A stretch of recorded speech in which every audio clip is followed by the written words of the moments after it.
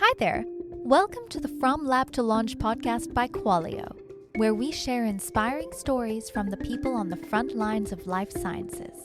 Tune in and leave inspired to bring your life-saving products to the world. Hi there. Welcome to the From Lab to Launch podcast by Qualio, where we share inspiring stories from the people on the front lines of life sciences. Tune in and leave inspired to bring your life-saving products to the world. Hi, everyone, and thank you for tuning in to From the Lab to Launch podcast, brought to you by Qualio. I'm Meg, your host, and I'm delighted to be here with you today. Before we dive into today's episode, we'd love it if you could take a moment to rate and share the podcast with your circle of science enthusiasts. And if you're interested in being a guest on the show, please check out the application in the show notes. Today, we're excited to welcome Justin Zenanko, CEO and co-founder of SynerFuse. Justin's background combines finance, theology, and a passion for medical innovation. Under his leadership, SynerFuse is pioneering a groundbreaking approach to treating chronic low back pain by integrating spinal fusion with direct nerve stimulation. This innovative solution aims to reduce the need for postoperative opioids, addressing a significant gap in current treatment options. We'll delve into his journey, the challenges and successes of SynerFuse, and his vision for the future of medical technology. Please check out the show notes for his full bio and links to learn more. Let's bring him in. Welcome, Justin. Thank you for having me. Happy to be here. Great. Can you tell us a little bit about your journey from being a CPA to co-founding SynerFuse and what inspired your transition into the MedTech industry?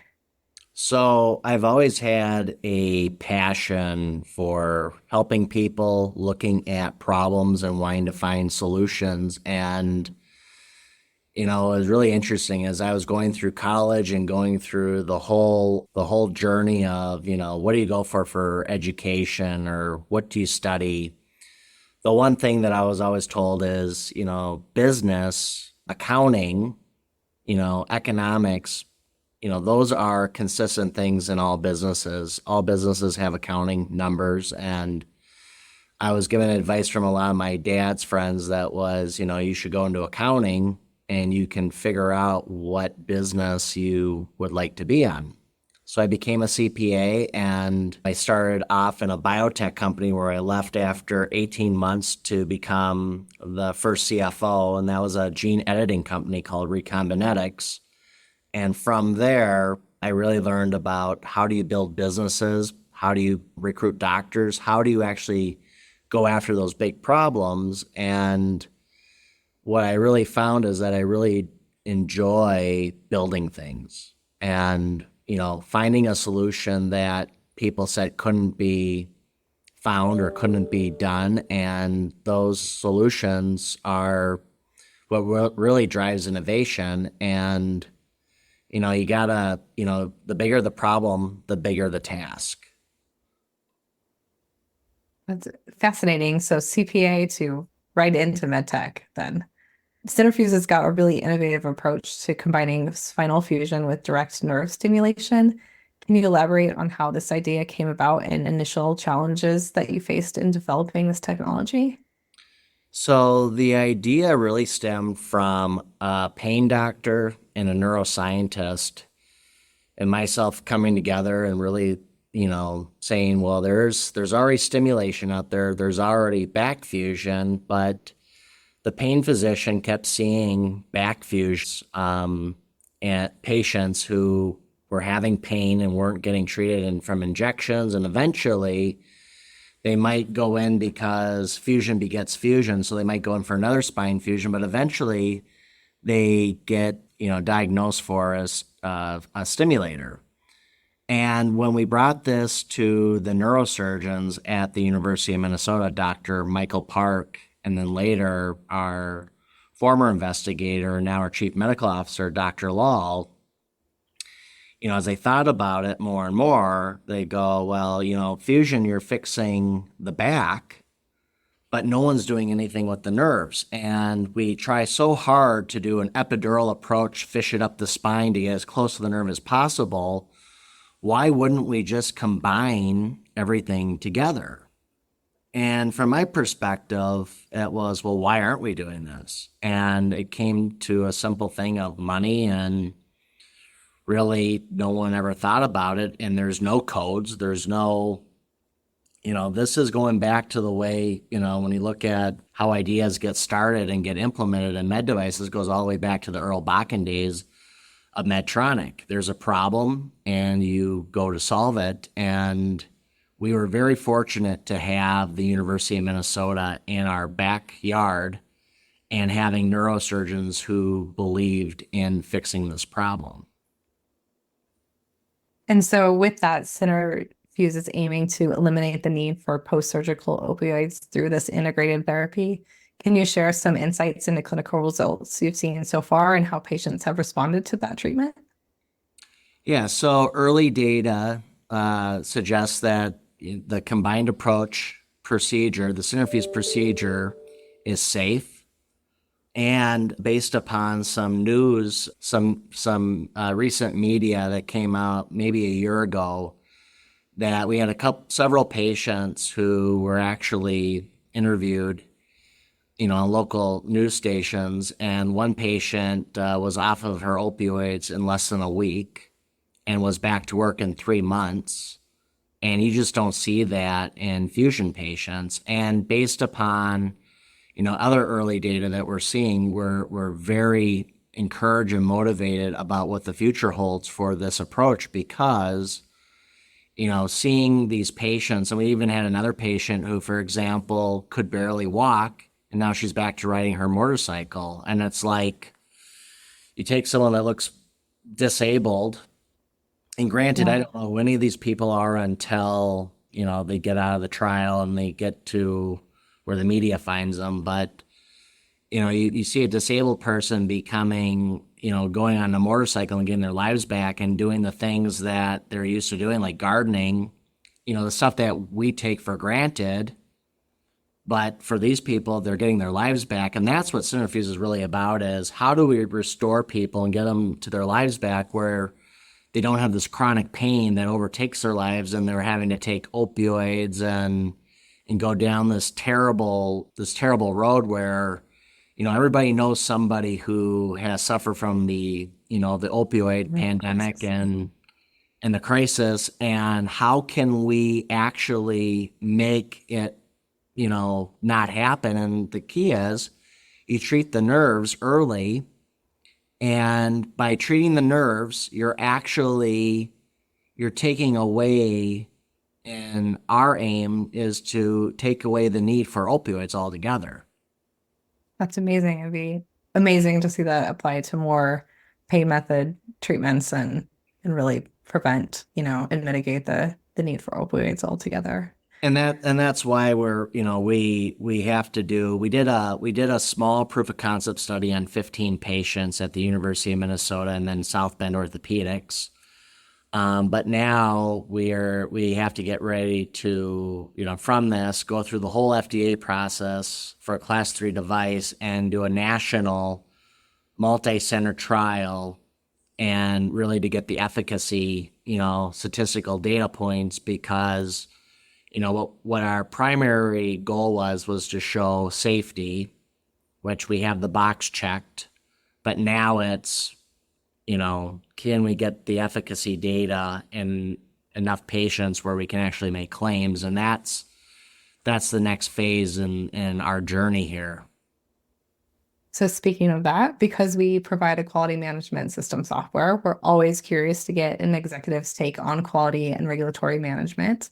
So we have to ask, how does SynerFuse approach quality and regulatory in its product development and its clinical trials, especially, with your next hurdle coming up? Well, quality and regulatory are really keys to our success. It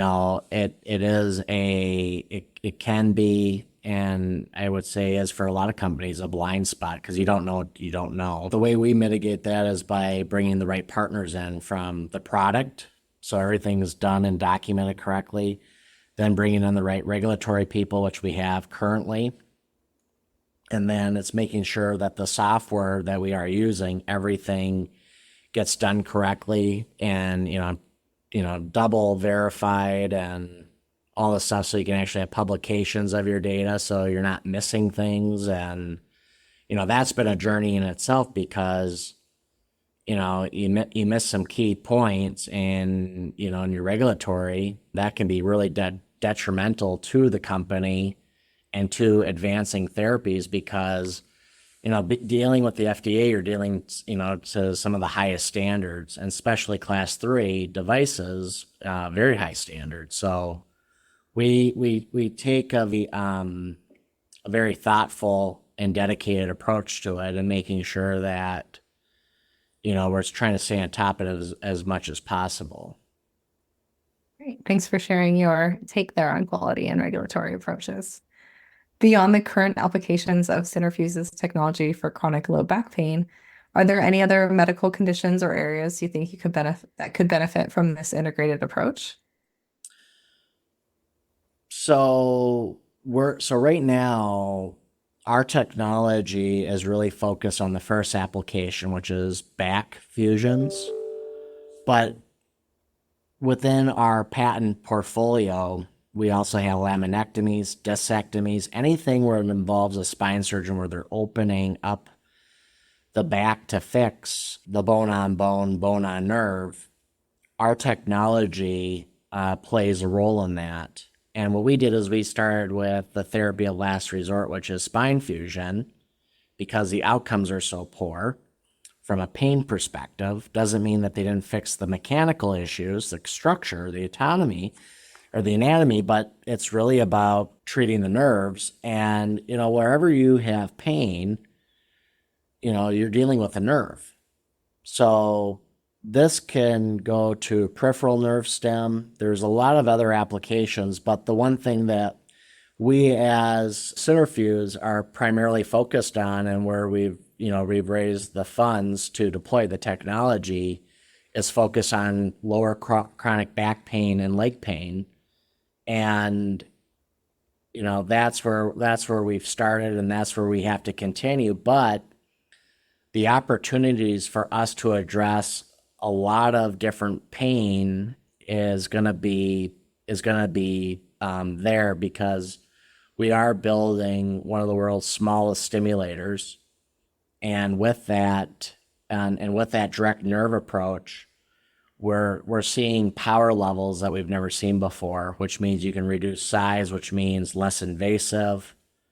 And, the idea is the less invasive, the faster you can get through a surgery, the better the patient outcomes we think could be. And obviously we have to prove that out, my disclaimer here. But the reality is that lower power and direct access to the nerve, I think, is the future of where we're going to see the spine industry go, but also stimulation in general. And perhaps even maybe the larger pain treatment methodology too, with kind of an integrated approach and getting away from opioids, I imagine too. Yeah, I mean, there's 600,000 patients per year that are getting back fusions. Wow. And then if you look at laminectomy and discectomy, you're probably at another 500,000 to 600,000 patients. So right there, you got well over 1 million patients per year that are Probably being prescribed opioids. Yes. And if we want to really go after this issue, this crisis, it's going to take the community and take everybody coming together to really address that issue, because this is a crisis that needs to be dealt with firsthand, and it takes all of us to make that a reality. And it starts first with patients, then the doctors, and then it's the broader community. And that's something that, we want to get serious in this country about health. Let's take the surgeries of last resort and let's make them better, not worse. Let's make them better. And the sad thing is that technologies have been around for a long time that could do this. However, it was never attempted before, which is mind-boggling to me, because for me, there's a problem. Why don't we have a solution? Oh, it comes down to money. Well, we're the richest country in the world, and we're not trying to tackle these big crises, these big problems because of money, let's get serious about it. I think we need more CPAs in MedTech, perhaps, to help drive this innovation. Justin, that's what it sounds like we need. You had mentioned raising capital. It's a competitive market out there, especially as the cost of borrowing is relatively high these days. What advice would you give other founders who are looking to raise funds to solve their own big problems? So the advice that I can give is that you first it needs to make sense to you as the founder, as the leader of what you're doing. Is it fair from a pricing perspective? Meaning, am I willing to pay for it? And then I think you have to lead by example, which is you have to put your own money in. And, I've been fortunate enough being a CPA entrepreneur that I was able to lead every round with my own dollars into the company and to set forth that example, because I'm not selling anything that I'm not buying myself. And if you're not willing to put your money where your mouth is, there's really, if you succumb to the VCs and the private equity, which most of the founders that I know and CEOs do, then you kind of become, you're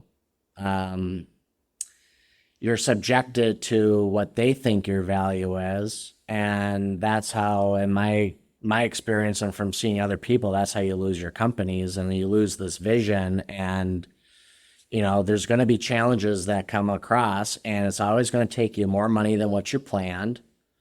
And if you have the wrong partner in a VC or private equity, and not to demonize them, because I'm sure there's some private equity and VCs that listen to this show that I'm sure are great people, but I would just say you have to find those investors and people that believe in what you're doing and want to join you on the ride, and understand that, hey, not everything's going to go well, and things are going to take longer, and to ride with you. And that's how you build companies, is you have the right backers, the right people that will support you through the ups and the downs. And I mean, we came out with a clinical trial during COVID. And, talk about hospitals getting shutting down. You got a clinical trial. How are we going to get through this? And we've been very fortunate to have a very strong network of investors and shareholders that believe in what we're doing, and they recognize the greater need of solving these bigger problems. That's great advice for our future investors and entrepreneurs out there. Our last question is more of a fun one. We like to ask each of our guests, if we ran into you, Justin, at a bookstore or at your local library, in what section would we find you? Oh, that's a hard one. The theology background of my Master's of Divinity, I would say, the religious section, but the reality is I love technology and new things, so innovation, if there's even a section like that. But, at the end of the day, I love learning about new things and applying new things. And, as I keep going through life, there's always new things that I learn that I never thought I would learn, and you never know. You might even go past the poetry section or something, and something might catch your eye there too. There you go. Always wandering the bookshelves, I guess. Yes. Lovely. It was lovely to meet you today, Justin, and chat with you. Where can people go to follow along about your journey and connect with you? So they can find us on www.SynerFuse.com. And there we have our website, we have our team, we have our therapy. We even have links to the news that made with these patients. Great. And we're also on LinkedIn. Great. Well, we'll post those in the show notes. Thanks so much for joining us today, Justin. It was great having you. Yeah, thank you. I appreciate it. And thank you very much.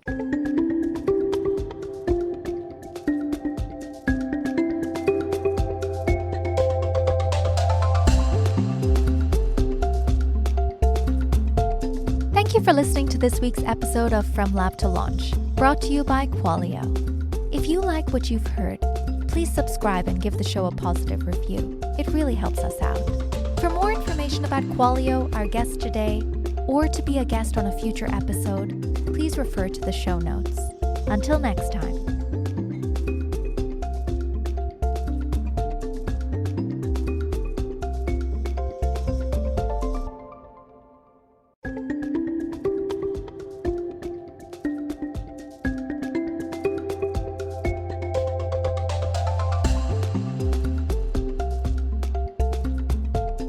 Thank you for listening to this week's episode of From Lab to Launch, brought to you by Qualio. If you like what you've heard, please subscribe and give the show a positive review. It really helps us out. For more information about Qualio, our guest today, or to be a guest on a future episode, please refer to the show notes. Until next time.